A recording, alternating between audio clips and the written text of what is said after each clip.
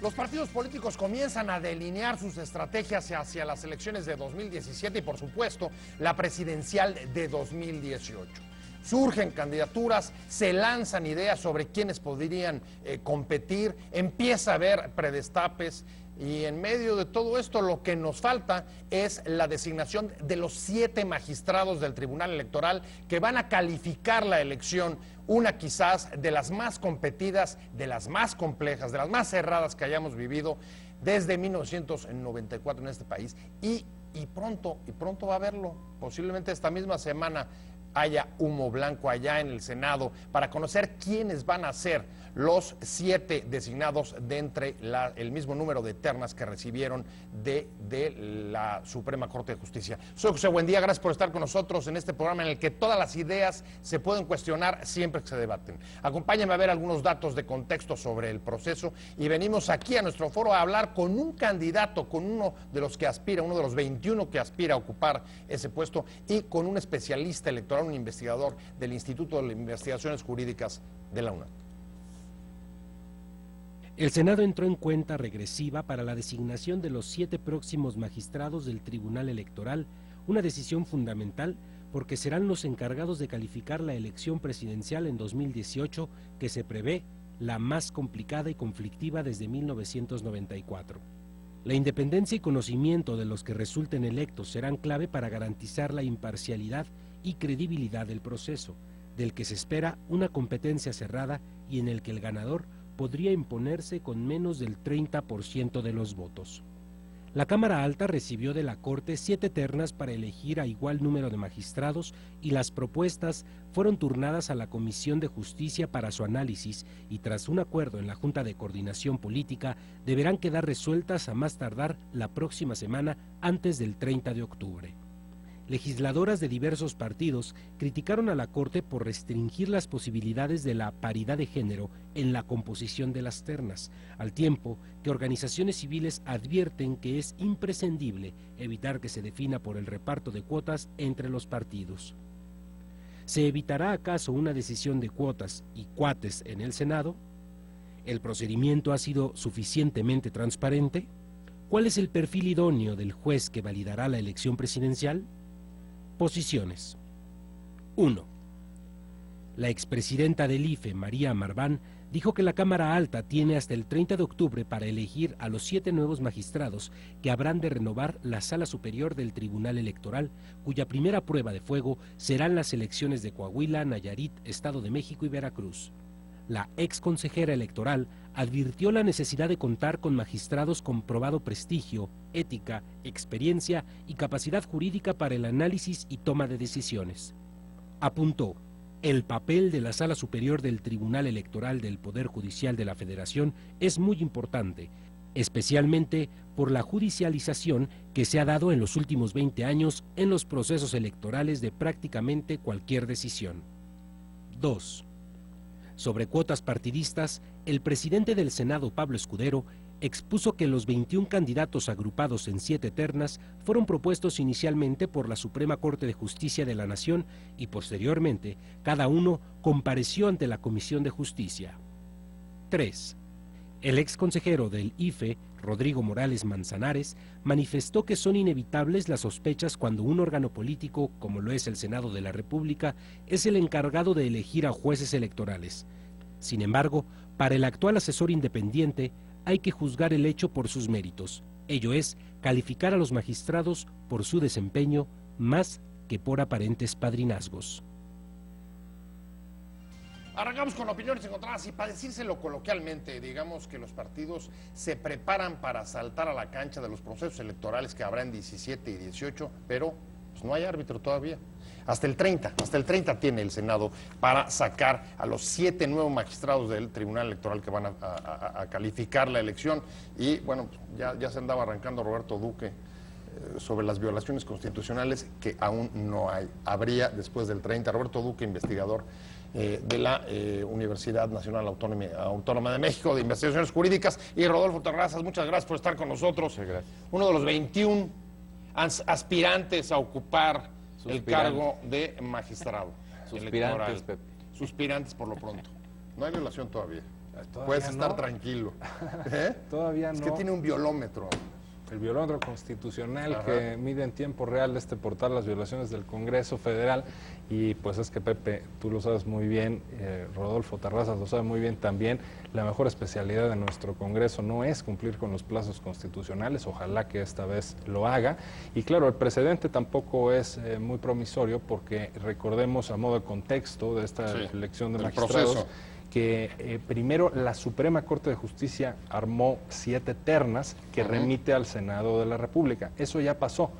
Lamentablemente la Suprema Corte no observó una disposición legal que señala que los aspirantes deben tener conocimiento en materia electoral, porque el Tribunal Electoral del Poder Judicial de la Federación es un organismo especializado.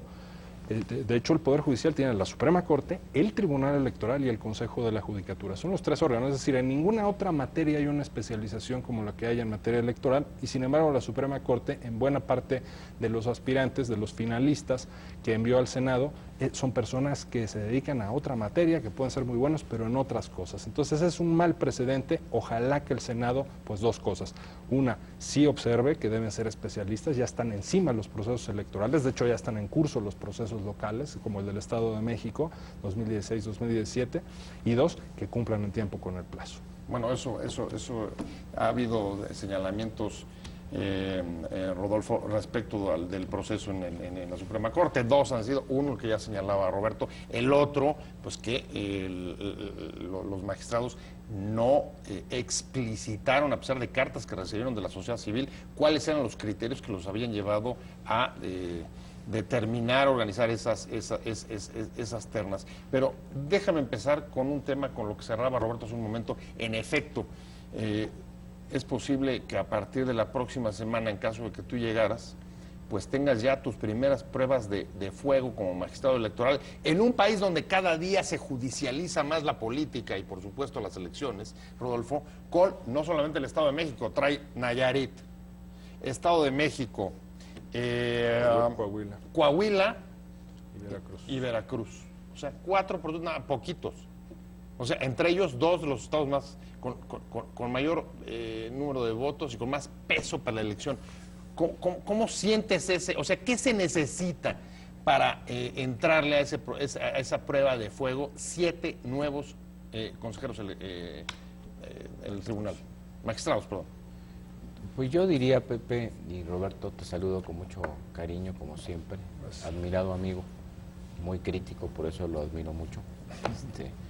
Se necesita sobre todo tener compromiso y conciencia de que debemos dar la pelea desde las instituciones porque las elecciones sean libres, auténticas y transparentes, sujetas siempre a la legalidad y a la constitucionalidad. Y para eso se requiere un gran amor a México, un gran amor a la patria y un compromiso exento de ambiciones personales, de ambiciones políticas y realmente con mucha dedicación, donde no hay horas de descanso. Los que piensen que es un día de campo la justicia electoral, a Beto le consta, no lo es. Se trabaja día a día, minuto a minuto, segundo a segundo, sin descanso, porque la ciudadanía y los partidos se han ganado a pulso que las autoridades respondan en esos términos. Déjame tomar una frase tuya y voy contigo. Pelea desde las instituciones por asegurar elecciones tranquilas, en calma, objetivas, imparciales. Pero me gusta el término pelea desde las instituciones porque, en efecto, uno de los rasgos negativos del proceder de los actores desde las autoridades justamente es el grado de omisión, la actitud omisa con la que muchas veces entran más bien, no entran a cumplir con las funciones. ¿Cómo verías tú o cómo juzgarías este grado de omisión a la luz de los conflictos electorales tan severos como los que hemos vivido de 2006 y luego 2012 para acá? Porque eso es lo que les viene, ¿eh? Sí, sin duda. Bueno, hay un problema muy serio de origen, que es que cada vez ha ganado más terreno el llamado cuotismo, o sea, las cuotas con las que los partidos políticos eligen a los altos cargos en materia electoral. En el INE, pues, y antes en el IFE, lo hemos visto y es muy lamentable que se repartan en muchas ocasiones por partidos. Entonces, ¿cuántos consejeros son del INE? Pues que 11.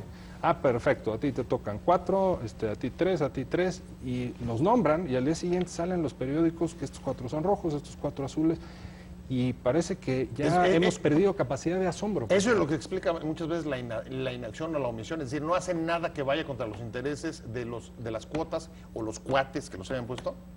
No, claro, porque digamos, están distribuyendo a aliados, a gente que le debe a un partido político, cuando tendrían que ser personas imparciales, porque hay un principio en la Constitución, ¿no? En el mundo del deber ser, como decimos los abogados, tendrían que ser imparciales, tendrían que ser autónomos, y no lo son por esta suma de parcialidades, como le han llamado, ¿no? Digo, ¿cómo puede ser que una suma de cosas malas, que es nombrar consejeros o en este caso magistrados electorales parciales que van a estar ahí cuidándole las espaldas a determinado partido político que lo impulsó, puede dar lugar a algo bueno, puede dar lugar a imparcialidad? Por supuesto que no. Tiene que ser un criterio, tendría que ser un criterio completamente técnico. Por eso insisto en que tienen que ser perfiles muy especializados en una materia como esta. Quizá una de las cuestiones más reconocidas del IFE, digamos, de la reforma de 97, fue, en efecto, intervinieron los partidos, que fueron los que los designaron, igual que ahora, tanto al INE como a los magistrados. Sin embargo, una de las cuestiones que se reconoce es la capacidad que tuvieron en ese momento los actores políticos de alcanzar consensos, más allá de cuotas y cuotas. De cuates y cuotas, perdón. ¿Cómo sientes? ¿Sí crees que ha habido cierta evolución en ese sentido? Se ha discutido mucho el que comenta Roberto Duque. Pienso que se ha venido avanzando también, no es quizás como se dio en forma grosera, si me permiten la expresión, en otros tiempos. En el caso de los magistrados... No, pienso, por ejemplo, en el IFE que armó el Baster, perdón. Siento que más claro, ese tipo de eventos que fueron muy cuestionados por la opinión pública, y qué bueno, porque para eso está la opinión pública, han obligado a los mismos actores políticos a reflexionar y hacer un ejercicio de autocontención. No siempre lo logran en todos los casos, ¿verdad? Aquí en el caso de los magistrados, me parece que en gran medida el hecho de que se apuesten las ternas por muchos magistrados de carrera judicial tiene ya como presunción a favor de todos estos magistrados el hecho de que ellos no vienen de un ámbito político o partidario. Vienen de una honrosa carrera judicial donde muchos sabemos comienzan como meritorios y van ascendiendo conforme a méritos y exámenes rigurosos de oposición a cargos superiores. Entonces creo que por ese lado el ejercicio realizado por la Suprema Corte me parece que merece también su consideración en ese sentido. Ahora, las ternas son mixtas porque recuerden ustedes que desde siempre la integración del tribunal tiene esta mixtura de gente que viene del propio Poder Judicial Federal y de gente que se ha formado al interior de instituciones electorales, a veces en una forma mixta, tanto instituto electoral como tribunal electoral, y a veces, como sería el de mi caso y el de otros compañeros, dentro del propio tribunal, empezamos también desde meritorio, si me permiten la expresión. No, sin duda. Con otro nombre quizás el cargo, pero empezamos desde mero abajo. Entonces... No, bueno, ha sido magistrado además del Instituto Federal.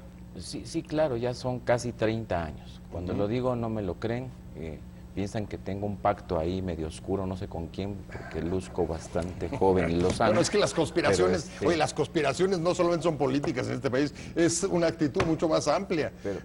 Pero ahí tienes un punto, lo pone Rodolfo sobre la mesa y me parece que es un punto atendible. Hay una divergencia entre ustedes, pero en efecto, lo que tú criticabas del proceso a partir de la selección o el filtro de la Suprema Corte, lo ve él como una ventaja. No son gentes que vienen del ámbito de los partidos, sino de la carrera judicial. Sí, no, ¿Cómo lo ves? Yo tengo una opinión distinta porque, insisto, el tema de la especialización está en la ley. O sea, dice tener conocimientos electorales porque es un órgano especializado. Si tener conocimientos electorales, Pepe, es haber ido a votar, pues todos tenemos conocimientos electorales, con que hayamos ido a la urna. Pues hay algunos de los integrantes de estas ternas que parece que ese es su conocimiento en materia electoral. Mi punto es distinto. Yo creo que en el derecho, como en la medicina, Pepe, hay especialidades. Entonces, si tú tienes un problema cardíaco, pues no vas a ir con el podólogo, ni con el dermatólogo, ni con el gastroenterólogo. Entonces, imagínate que aquí estuvieran nombrando un consejo de cardiólogos, por usar este símil, y de pronto pues te ponen a un otorrinolaringólogo. Puede ser muy bueno, pero estamos hablando de cardiología. Bueno, así es la especialización, máxime que el 99 constitucional establece esa especialización. Entonces a mí no me parece, digamos, correcto que se hayan excluido muchos perfiles de gente prestigiada nacional e internacionalmente en la materia electoral por la Corte, por la Suprema Corte. Sí. O sea, dentro de esos 21 hay algunos que tienen pues una trayectoria grandísima. José Luis Vargas es uno de ellos. Bueno, José Luis Vargas ahí está peleando. Él ahí está, él es uno de los mejores perfiles. Bueno, Rodolfo Terrazas, en mi materia de derecho electoral, pues yo la imparto con el libro de Rodolfo Terrazas, bueno, con un libro de cerca de 3,000 páginas que tiene aquí el maestro Terrazas. Y no te da cita, ¿eh? No te cita, Rodolfo, nomás te digo eso. No, sí, claro que sí. ¿Cómo revertir, digamos, en caso de que coincidas el déficit? Porque a pesar de que el argumento no es tan politizado, sí, en muchos de los casos no tienen la especialidad que está señalando Roberto. ¿Cómo revertir o subsanar esa deficiencia? En caso que sea necesario, a lo mejor te parece que no. La fase judicial, Pepe, fue muy rigorista por la Suprema Corte de Justicia.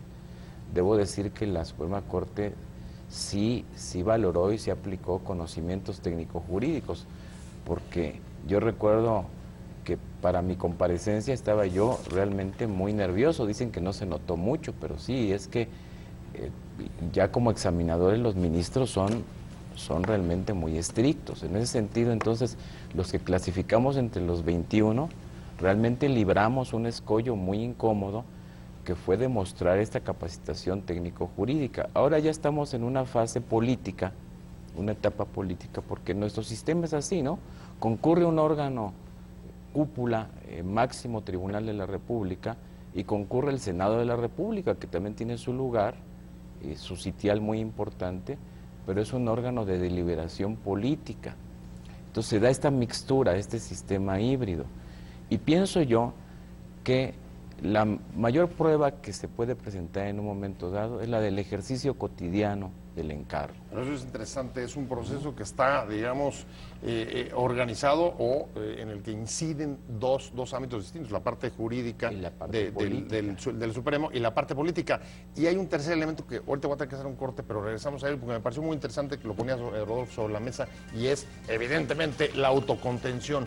¿Qué significa y si nuestros partidos, si los senadores creen que realmente puedan tener autocontención? Estamos hablando con Rodolfo Terrazas, ex magistrado del Tribunal Electoral del DF, y además está en la parrilla de los últimos 21 para alcanzar una posición en la sala superior del Tribunal Electoral. Y estamos con Roberto Duque. Roberto, nos quedamos con una palabra, investigador de jurídicas de la UNAM, y es, bueno, de lo que hay sobre la mesa que puede tratar de, digamos, de inhibir, no sé qué palabra usar, inhibir, limitar, el cuotismo y el cuatismo del que tú hablabas, lo decía Rodolfo, es la autocontención. ¿Tú crees que nuestros líderes en el Congreso, los partidos, se logren autocontener estando en juego la designación de los que van a calificar la elección del 18? Del 18, algunos incluso también la del 24. Hasta el decías, ¿no? Sí, el 24. Bueno, ojalá que nos sorprendan y se contengan, y en un ejercicio de muy alta responsabilidad determinen pues que la gente más especializada, más técnica en la materia, pueda llegar. O sea, en muchas ocasiones, Pepe, un poco la dinámica en este tipo de nombramientos, no solo en materia electoral, ha sido: a ver, te voy a apoyar, te voy a apadrinar, dice un partido político, para que llegues a este alto cargo, vas a tener un gran sueldo, vas a tener, bueno, pues un séquito, un equipo muy grande y choferes y tal. Pero nada es gratis en la vida, pues vas a estar a lo que nosotros te digamos, ¿no? Y vas a votar como nosotros te digamos. Entonces son correas de transmisión en muchos casos, y eso es exactamente con lo que hay que romper. El Senado es un órgano político, como decía Rodolfo Terrazas, con indudable acierto. La Suprema Corte no lo fue, y sin embargo parece que en muchos casos pesó más la política que la justicia en la Suprema Corte. es un mal augurio. El ejemplo tal vez más ilustrativo pues para quien nos está viendo es el de Francisco Daniel Cabeza de Vaca. Sí, ¿no? sí. O sea, esta persona, en caso de quedar como magistrado, lo pongo como un ejemplo muy ilustrativo, me parece, va a empezar su curva de aprendizaje, va a empezar a pues, entender de qué va lo electoral, porque no ha tenido y además ahí sí, perdón, la vinculación un que tiene con antecedente. uno de los partidos no es más que evidente, es pública y notoria. Eso es exactamente con lo que tendríamos que romper. Pero si en el órgano que tenía que ser técnico, la política en algunos casos de las ternas pesó, en otros no, como el de técnicos pues muy importantes en México, pues el Senado ojalá que se quede con esos técnicos, con esos especialistas en la materia, porque en cuanto entren ya tienen encima el proceso electoral, tienen que estar resolviendo ese día. A ver, autocontención un poco por lo que dice Roberto, digamos, por no caer en los excesos incluso de promover gente que pública y notoriamente hayan estado vinculados a partidos, o autocontención también, pues porque justo esta clase de prácticas son las que luego inhiben la participación ciudadana y nos llevan a los niveles más bajos de respaldo a la democracia que hoy hay dentro de América Latina, por ejemplo, según los datos del Latinobarómetro. ¿Cuáles de las dos crees que pese más, Rudy? Yo creo que hay conciencia y compromiso de parte del órgano decisor, que en este caso es el Senado, de que se trata de una función de Estado de gran relevancia, de una connotación muy importante por lo que viene. Y es que el sistema democrático de México, como bien lo ha apuntado Beto, pues ha tendido a la judicialización de los conflictos electorales. Y esto ha sido positivo porque ha sido encontrar un cauce conforme a derecho para poder dirimir controversias que en otro tiempo se resolvían de modos inapropiados, por decir algo light, ¿verdad? Pues muy light. Las concertaciones claro, famosas, esas han quedado en el olvido. Hoy se tiene que instruir un expediente, se tiene que formar todo un conjunto de argumentos y pruebas y demostrar que se tiene la razón. Entonces yo siento que los señores senadores están conscientes del alto papel y de la función de Estado que tienen que asumir. O sea, no tienen por qué comportarse como representantes de partidos, tienen que comportarse como altura de Estado, como el sitial que tienen, como órgano decisorio, porque ellos van a determinar quiénes quedan en esta alta magistratura que es de orden constitucional. Entonces, yo veo las cosas desde esa perspectiva. Bueno, nada más y nada menos que quizá en 2018, si tomamos en cuenta los antecedentes de 2.6 y 2.12, en una elección muy cerrada donde a lo mejor nadie gane arriba de 30% y nos vayamos a tercios, bueno, pues ahí lo que va a haber es, digamos, 7 magistrados sobre los que buena parte de la estabilidad política del país va a recaer en sus espaldas. Digo, sin ir más lejos, no sé si coincidas y por dónde vengas. La estabilidad política, la estabilidad constitucional. El tribunal es un órgano único, un órgano jurisdiccional único en México. Es el único que tiene esta condición de ser última instancia de todos los procesos electorales, ya sea federales o locales.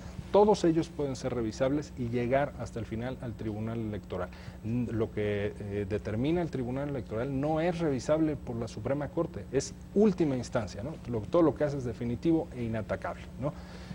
Con excepción nada más de las acciones de inconstitucionalidad que le tocan a la Suprema Corte. Pero todo lo demás, digamos, toda la contienda política termina ahí en el tribunal. El tribunal es el que ve, en segundo lugar, el juicio para la protección de derechos, el equivalente al juicio de amparo. No existe, Pepe, como sabes, el juicio de amparo en materia electoral. Su equivalente es el juicio de derechos ciudadanos que se ventila en el Tribunal Electoral. Esta es otra de las grandes funciones que tiene. O sea, opera en tercer lugar como tribunal pues constitucional, porque define si no hay, si una ley es contraria a la Constitución, si una ley electoral es contraria a la Constitución y la inaplica. Y en cuarto y último lugar te diría, pues es el órgano que define qué elecciones se anulan y qué elecciones no. Hay un par de temas que dejo para la recta final, tengo que hacer un corte rápido y regresamos, pero uno en efecto es el porcentaje que se estableció para la anulación, si eso es correcto o no, o si es demasiado pequeño o no, cuál es el punto de vista de ustedes. Y por supuesto, en una elección cerrada, pienso, por ejemplo, la posibilidad, como quieren hacer ahora, por ejemplo, el INE, de hacer voto digital vía internet. ¿Qué riesgos puede tener? Sobre todo, son 11 millones los que están allá, no votan todos, evidentemente, pero pueden decidir la elección, el voto de los mexicanos en el extranjero. Algunas de las disposiciones con las que se van a encontrar y que van a tener que aplicar los nuevos magistrados del Tribunal Electoral en 2018, estamos hablando con Rodolfo Terrazas, aspirante justamente a una de las 7 plazas que se van a decidir en el Senado, y traemos 2 puntos. Rodolfo, uno es el rebase de topes de campaña y medios de comunicación, la adquisición indebida de medios de comunicación como motivos de nulidad, y el otro, el voto digital, que anda viéndolo el IFE, está a punto de decidirlo, para la votación de los mexicanos en el extranjero. ¿Cuál es tu punto sobre cada uno? En primer lugar, creo que es importante destacar de las bondades de nuestro sistema electoral es que ha habido una capacidad de reaccionar ante situaciones que han sido muy señaladas por la opinión pública, por los partidos y por los ciudadanos, de instrumentar reformas que tienen como fin atajar esos cuestionamientos que ponen en tela de duda la pureza de una elección constitucional. Entonces, por eso surgen estas causales nuevas que pueden llevar al castigo máximo, que es la invalidación de los comicios. Así es, nulificar la elección. Anular, perdón. Algunas de ellas me parecen muy certeras, por ejemplo, esto de posibilitar el recuento parcial o total de votos de una elección. Como pedía el observador justo en 2006, el voto por voto, casilla por casilla. Institucional de responder al reclamo del voto por voto, casilla por casilla, y ahora es muy difícil que haya una posibilidad de irregularidad por este motivo. Los votos o se cuentan bien o si no se recuentan mejor. Así lo diría yo. Así debe haber sido siempre, francamente. El tema del modelo de comunicación política es otro tema interesante, ¿no? La prohibición de adquisición de tiempos para partidos y para terceros, y las violaciones que esto pueda llevar, inclusive a invalidar una elección. Yo creo que esto atiende al gran poder de persuasión que tienen los medios de comunicación. Los medios de comunicación tienen una penetración admirable. Ahí está también el fallo de 2006, que es lo que dijeron. Los medios pudieron haber condicionado el resultado. El resultado. El tema del rebasamiento de topes de gastos de campaña, y me hace recordar un episodio difícil de mi comparecencia, dividió opiniones ahí ante los senadores, porque yo les dije que no comparto que se invalide una elección por rebasar un tope de gastos de campaña. Para mí esto tiene otra connotación. Si ven, están en juego las condiciones de equidad de la contienda. Yo pienso que la invalidación de todo el ejercicio comicial por una infracción de orden financiero, ¿verdad?, no debe conducirnos a esa máxima sanción. O sea, la parte financiera, aunque afecte la equidad, no debe estar sobre la voluntad de los ciudadanos. ¿Compartes, Roberto? Es que se lleva por ahí va tu... Yo sí creo que debe haber una sanción de índole distinta para el partido infractor. Para no conculcar la voluntad de los ciudadanos, quiere decir. Pero la elección que se sostenga, porque si no hay que reponer la elección con todo lo que ello conlleva. Dinero y además poca atención a los ciudadanos. Vas. Claro, llevarse de corbata el derecho de los ciudadanos que sí fueron libremente a votar y manifestaron su convicción. Entonces, lo que dice el maestro Terrazas, comparto totalmente. Una victoria muy holgada de un partido político y de pronto, o de un candidato, mejor dicho, podría ser un candidato independiente, y de pronto se ve que se pasó por un punto porcentual del financiamiento, los otros partidos se quedaron abajito. Además los andan cazando, hay muchos que están preparando la impugnación desde que comienza la campaña. Exactamente. Ahora, la parte que sí rescato y que podría pensarse mejor esa disposición es que el dinero tenga menos influencia o tratar de anular la influencia del dinero en las elecciones, que ese es en realidad el objetivo que se persiguió con esa reforma, ¿no? En 2008 esa era la idea, sacar el dinero de la voluntad popular. Creo que no se logró, ¿eh? No, porque siguen jugando con los dados cargados, algunos de ellos, o desbalanceando, ¿no?, desequilibrando la contienda con dinero. ¿Cómo ves, Rob? El modelo de fiscalización creo que se ha fortalecido mucho, creo que sí coincidimos en eso. Realmente el INE es una autoridad muy atenta a toda esta parte de gastos y de recursos. Pienso que es perfectible, se puede todavía mejorar mucho más. Y y una opinión pública mucho más atenta también a ese tema del ejercicio del dinero y de los gastos ayudaría mucho, Pepe. Pero más allá de fiscalización, ¿no nos convendría que en este país hubiera menos dinero en la política? Sin duda, sin duda. Sí, claro, que los Burke recursos... el senador Burke precisamente quiere quitar 50%.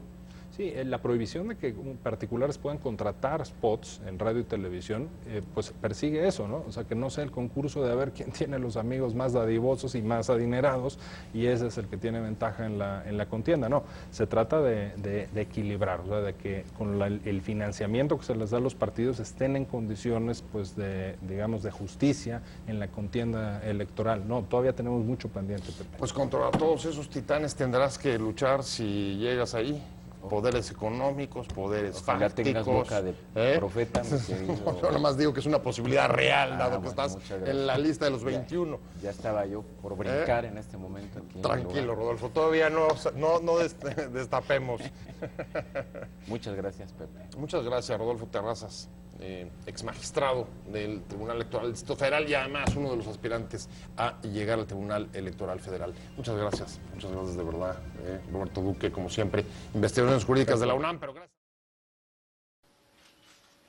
Te invitamos a seguir cuestionando la información con los siguientes videos.